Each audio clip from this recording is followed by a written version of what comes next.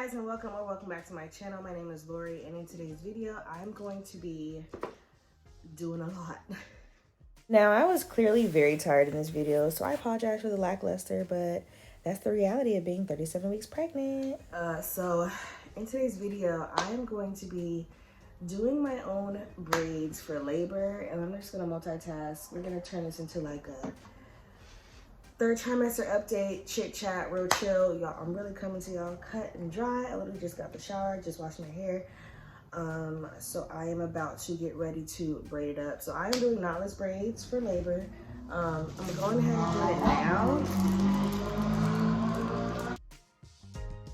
These people in their motorcycles out here. So I'm going ahead and doing it now. I am almost 37 weeks.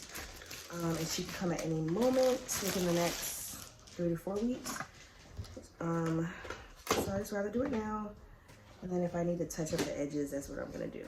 So yeah, so this is gonna be a multitasking hair slash third trimester update. So if that's something you're interested in, stay tuned.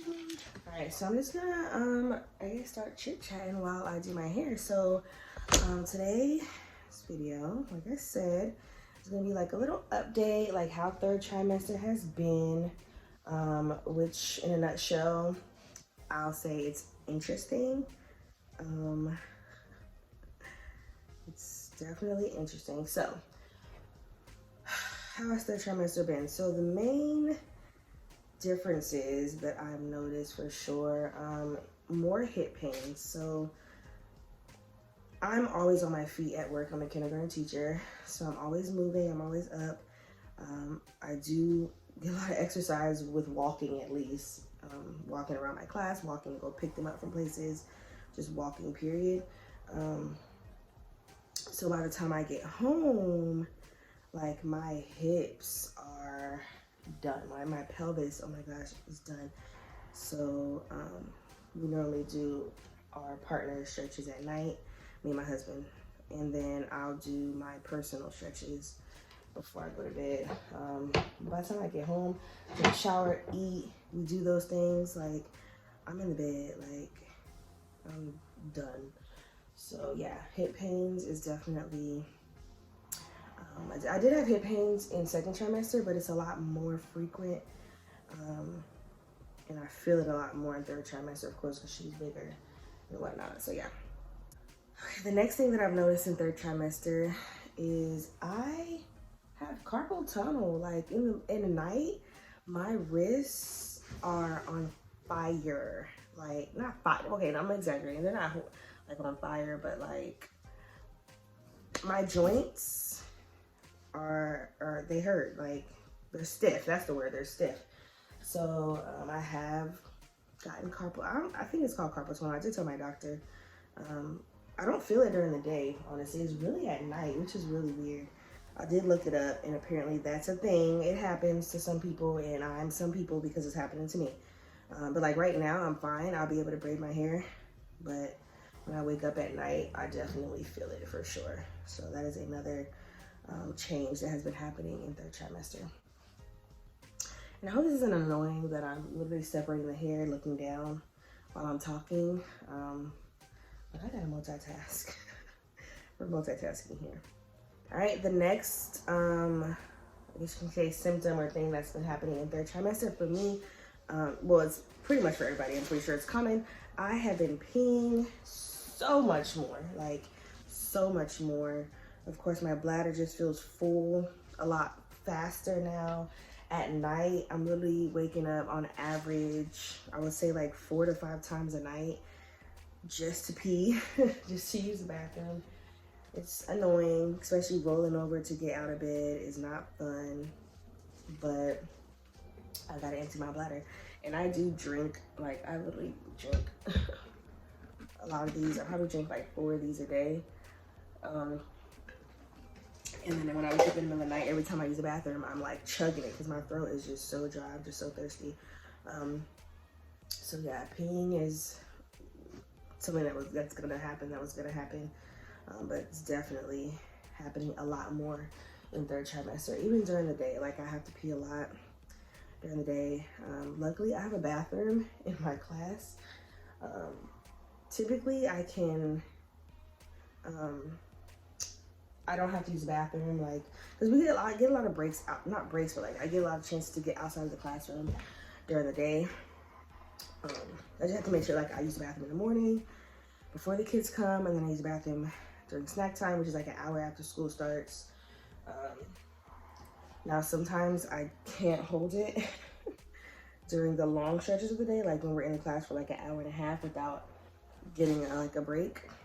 So I do, like, sometimes, not gonna lie, like I'll run to the kids' bathroom and well, they know now, like I have one person when I'm in the bathroom, they have to be quiet, and then one person stands on stage and they tattle if anybody, like we play the freeze game, like, you know, something like that, just so it works. My kids, like, they think it's fun. When Miss Sacred has to go to the bathroom, we're about to play the freeze game, and if you if you get out, you get in trouble, or like if you unfreeze, you get in trouble. They've been doing really good with that whenever I do have to use the bathroom when we're in the class. But yeah, definitely frequent urination is a symptom. That's still happening. That's been happening since day one. All right, the next symptom in 3rd trimester is her movement. She's, of course, a lot bigger. I'm going to do a belly shot at the end of this video, but she is a lot bigger. She's running out of room, so her movement has changed. So it's not so much of like, I don't know how to explain it. She does kick, but her movement is like, is more so like rolling now, or like when I feel her, when she's moving, it's like a rolling, and it's a lot tighter because she doesn't have a lot of space in there anymore. I do feel her kick, but her kicks are definitely a lot stronger as well. But her movement, it's hard to explain, but like I said, it's a lot more like slow rolling because she doesn't have room, poor baby. She doesn't have much room. It's almost time for her to get out. But yeah, movement changes is different in 3rd trimester as well. All right, another symptom, one of the main symptoms that I've been having, my Braxton Hicks. I have been having so many Braxton Hicks, y'all, like, it's a lot. But it's like sporadic, which is why I'm not concerned, and my doctor's not concerned, because they're bound to they're gonna happen. Now, some people don't get Braxton Hicks, but I definitely get them. Now, they're not painful at all. It's literally just like a tightening of your stomach, and I get them a lot during the day. The doctor says because I move a lot. So if you're moving a lot, if you're dehydrated, what's another reason why you get them? I think those are the main 2 reasons. There might be other reasons too, but mainly if you're like constantly moving, or if you're dehydrated, you get them. So I move a lot, so I get them a lot. I'm actually having one right now. That's so ironic that I'm talking about it and it happened. So yeah, that happens on average a day, probably like 10 to 15 times a day. But like I said, even my doctor said, if it happens like 6 times within an hour, then you should like go to the doctor, or go to the ER, or go to the doctor, just, oops, I messed that up. Just to get checked, just to make sure like the baby's not in distress or anything, or nothing's happening. And mine don't happen like 6 times an hour, maybe hit like 3 times an hour, maybe twice like that. It's not consistent either. So yeah, I get them. They're just practice contractions, but they don't hurt at all. They're not painful at all. Just your stomach is really tight, really hard. Your uterus tightens, and then it releases. Now, I don't really have a lot of like major differences to include in this video, just to be real with y'all. Of course, body changes are happening. Things are spreading. My boobs are getting bigger. My neck is changing colors. You know, just the normal things that I read about, and I knew that was going to happen anyway, that are happening. So, but yeah. Now, some other things that they're not symptoms, but I did want to include this in here, that I have been doing. I started in 2nd trimester, and of course I've increased it in 3rd trimester, are my stretches that I talked about earlier. So baby girl was not head down around like 30 weeks, which is fine. Like they don't have to be head down ultimately until labor, but she was not head down, and I wanted to at least get her turned in that position or get near that position. She was, I think the word is transverse. I don't want to say it wrong. I'm gonna look it up and put it on the screen, but she was literally laying like this. So she had enough space to be like this in my stomach. And she had no space to move. So one day she'd be like this when the doctor felt her. Another week, like her head would be up and she'd be kicking down there. And she would be all the way upside down, or the wrong way. I guess you can say head up here, feet down there. So I was doing exercises to flip her. So we go to labor classes, me and Clay, my husband, go to labor classes. So which are really helpful, by the way. I highly recommend going to some kind of support class, or even if you have a doula. We don't have a doula. Clay is my support partner. But those classes have definitely been helping. But anyway, so we were just learning, different techniques in those classes that we go to. So we were doing them every night, and we're still doing them every night. And she flipped when did she flip? She was head down by 34 weeks, I want to say. So currently almost 37. She is in position now. She's facing my spine, literally ready to go. Doctor said she's probably not gonna, she's not gonna turn, because she doesn't, not gonna say she's not gonna turn, but she more than likely will not turn because she doesn't have a lot of space now. She's just in that spot now. So I'm very grateful for that she is ready to find her way out. However she comes out. But yeah, definitely recommend doing those different exercises. The website that we were given is Spinning Babies, which is a very popular website. You probably heard of it if you have been pregnant. But yeah, spinningbabies.com is where you get literally all those exercises that you can do to either relieve pain or relieve of like hip discomfort, and then like turning your breech baby. That's the word, breech. Breech is when they're head up. Like transverse is when they're sideways. But regardless, yeah. So we were on Spinning Babies, we were going to those classes, and she turned head down by 34 weeks. Now that is pretty much all the major symptoms. I'm trying to feel like I hope I have everything. I wrote down a few things, but I hope I have everything else. But those are pretty much the main symptoms that I was having, or I am having currently still. I haven't had heartburn literally my whole pregnancy. I forgot to add this in there. But I haven't had heartburn literally the whole pregnancy until it literally started. And it's not every day either, but it started last week. I would get heartburn. I don't like heartburn. But yeah, but like I said, I don't get heartburn every day. I just get it. I've probably gotten heartburn total probably like 5 times throughout this whole pregnancy. And like 3 of them was from last week. Last week and this week. So yeah. Other symptoms that I've heard other women get that I have not gotten, like my feet haven't swollen. Oh no, I forgot one. Nausea came back.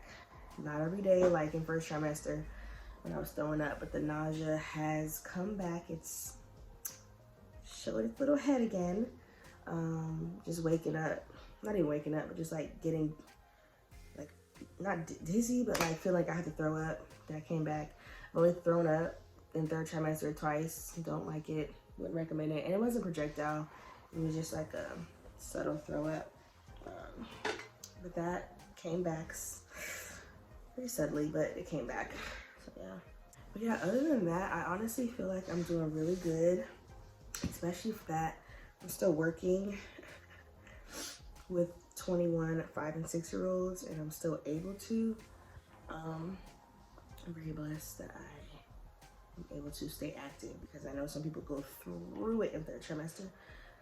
But school's almost out. We literally have 5 more days well, 4 more days for the kids, and then school is out, and I can focus on this delivery that's about to happen. So yeah, that is the recap. All right, so I have separated all my hair over there, and I'm actually about to start my hair. Like I said, this isn't a tutorial. I just really wanted to give an update on this little one right here. Oh, the food is here. Babe! She's approaching with the food. Perfect.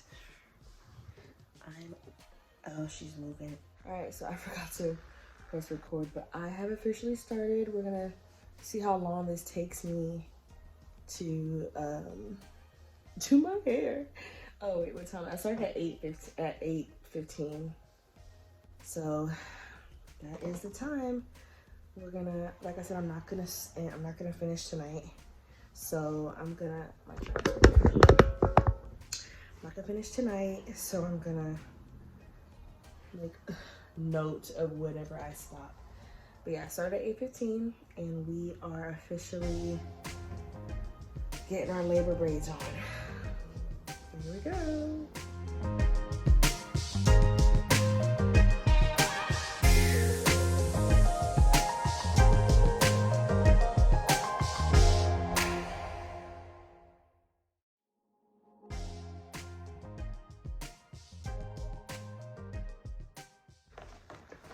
Y'all, this is about to be a long process. I only got 2 braids done. And I done got hot. And now the food here. So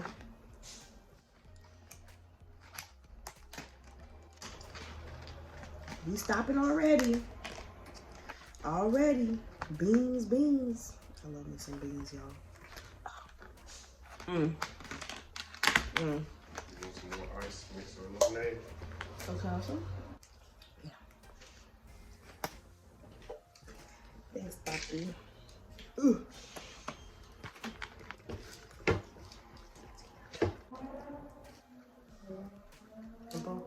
Don't mess with it. Too late. I got a whole pimple popper in there. Too late. Let it get white. Already got it. And just roll over it. That's all you gotta do. Just roll. And then close it all out. Thanks, Dad.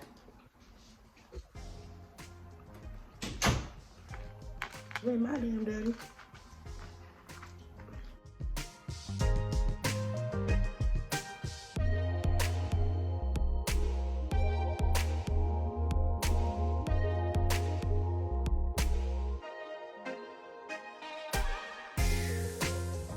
Alrighty, so I have officially finished. We are done. Braids are in.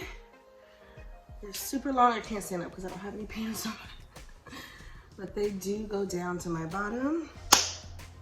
And we are ready for go time. Braids for labor and after for postpartum are in.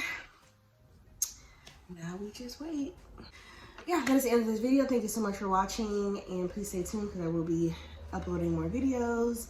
And then when she gets here, so exciting, but when she gets here, we'll start a whole new journey. All right, guys, thanks for watching.